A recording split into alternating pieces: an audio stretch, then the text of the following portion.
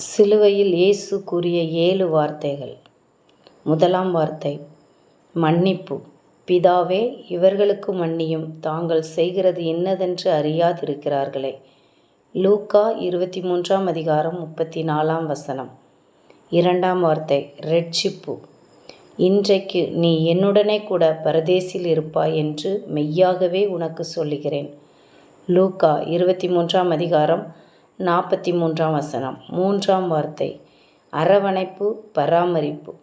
இயேசு தம்முடைய தாயையும் அருகே நின்ற தமக்கு அன்பாயிருந்த சீசனையும் கண்டு தம்முடைய தாயை நோக்கி, ஸ்திரீயே, அதோ உன் மகன் என்றார்.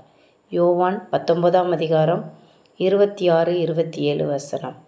நான்காம் வார்த்தை, தவிப்பு. ஏலி ஏலி லாமா சபக்தானி என்று மிகுந்த சத்தமிட்டு கூப்பிட்டார். அதற்கு, என் தேவனே, என் தேவனே, ஏன் என்னை கைவிட்டீர் என்று அர்த்தமாம். மத்தேயு 27:46. 5. களைப்பு. தாகமாயிருக்கிறேன். யோவான் 19:28. 6. பூரிப்பு. முடிந்தது என்று சொல்லி தலையை சாய்த்து ஆவியை ஒப்பு கொடுத்தார். யோவான் 19:30.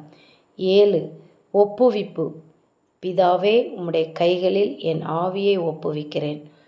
லூக்கா 23:46.